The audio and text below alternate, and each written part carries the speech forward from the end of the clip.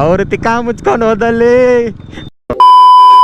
ಕೆಲವು ಜನ ನಂಗೆ ಟೆಕ್ಸ್ಟ್ ಮಾಡಿದ್ರು, ಏನು ಗುರು ಗ್ಯಾರೇಜೆಲ್ಲ ಇಟ್ಕೊಂಡಿದ್ಯಾ, ಇಷ್ಟೊಂದು ಗಾಡಿ ಇಟ್ಕೊಂಡಿದ್ಯಾ, ಏನು ಫುಲ್ ಬ್ಯಾಕ್ಗ್ರೌಂಡ್ ಸಪೋರ್ಟ್ ಐತಾ ಅಂತ. ಸೊ ನಿಜ ಇಲ್ಲ ಗುರು, ನನಗೆ ಬ್ಯಾಕ್ಗ್ರೌಂಡ್ ಸಪೋರ್ಟ್ ಅನ್ನೋದು ಎಂಥದ್ದು ಇಲ್ಲ. ಮನೇಲಿ ನಾನು ಲಾಸ್ಟ್ ಅವನು, ನನಗೆ ಸ್ವಲ್ಪ ಅಷ್ಟು ಪ್ರಯಾರಿಟಿ ಇರೋಲ್ಲ.